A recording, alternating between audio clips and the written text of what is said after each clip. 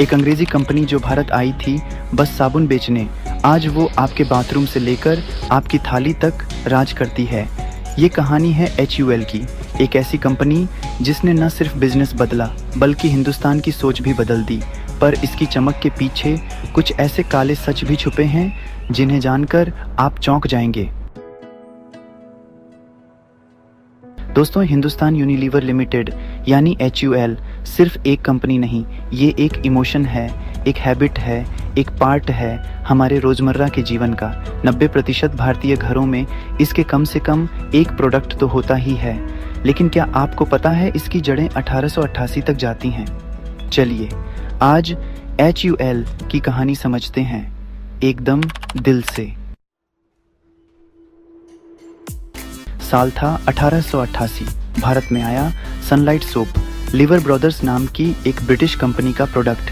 धीरे धीरे इंडिया में उनकी पकड़ बढ़ी और 1931 में बना पहला प्लांट, हिंदुस्तान वनस्पति मैन्युफैक्चरिंग कंपनी।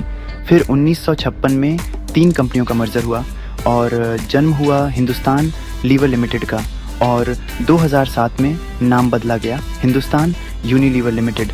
कहानी अब तक बस एक बिजनेस की लग रही थी, पर असली गेम तो अब शुरू हुआ था।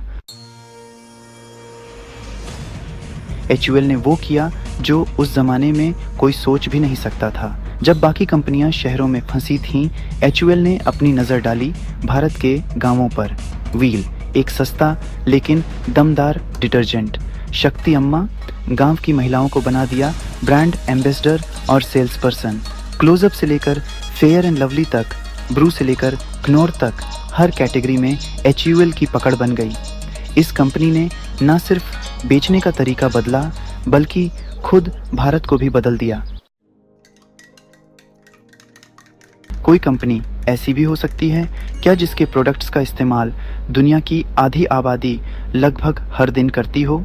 चाहे आप सुबह उठते ही क्लोजअप से ब्रश करें, नहाते समय लाइफ बॉय या लक्स का इस्तेमाल करें, बालों में सनसिल्क या क्लिनिक प्लस लगाएं, या फिर कपड़े धोने के लिए सर्फ व्हील या रीन का यूज़ करें, और अगर नहाकर निकल गए हो तो फिर पोंड्स लगाइए, या फिर ग्लो एंड लवली प्रोडक्ट एक ही कंपनी का बिकने वाला है।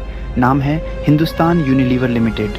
और सिर्फ आप ही नहीं बल्कि आप जैसे 35 अरब लोग हर रोज़ यूनिलीवर का कोई ना कोई प्रोडक्ट इस्तेमाल करते हैं, क्योंकि ये कंपनी आज दुनिया के 190 से भी ज़्यादा देशों में ऑपरेट करती है, या फिर हम कह सकते हैं कि पूरी दुनिया में ही, क्योंकि टोटल देश ही 195 हैं।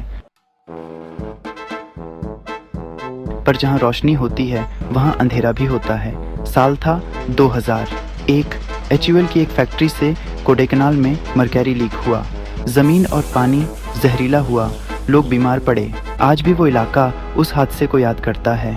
एक और दूसरा विवाद, फेयर एंड लवली, एक ऐसा ब्रांड जो रंग गोरा करने का सपना बेचता रहा। लोगों की सोच पर असर पड़ा, काफ़ी विरोध हुआ और आखिरकार नाम बदला ग्लो एंड लवली। HUL को समझ आ गया था ब्रांड बनाना आसान है पर भरोसा बनाए रखना सबसे मुश्किल। HUL अब सिर्फ एक कंपनी नहीं, ये भारत के मॉडर्न ट्रेडिशन की कहानी है। दोस्तों, इस कहानी से हमें क्या सीख मिलती है? पहला, अगर आप भारत में बिजनेस करना चाहते हैं तो भारत को समझना ज़रूरी है। गांव, शहर, बोली, ज़रूरतें। दूसरा, एथिकल ब्रांडिंग सिर्फ ट्रेंड नहीं, आज की सबसे बड़ी ज़रूरत है। और तीसरा, ग्रो तो हर कंपनी करती है पर बड़ा वो बनता है जो समाज के साथ आगे बढ़ता है। तो अगली बार जब आप सिर्फ एक्सेल से कपड़े धोएं या डॉव से नहाएं, याद रखिए आप बस एक प्रोडक्ट नहीं, HUL की पूरी सोच को अपनाते हैं। अब आपसे एक सवाल, क्या आप मानते हैं कि HUL ने भारत को बदला है या भारत ने HUL को? नीचे कमेंट करके ज़रूर बताइए। वीडियो अच्छा लगा हो तो लाइक करिए, दोस्तों से शेयर करिए और ऐसी ही अनोखी कहानियों के लिए मनी मेकर्स चैनल को सब्सक्राइब करिए। मिलते हैं अगली कहानी में, जहां बिजनेस नहीं, इमोशन बिकता है।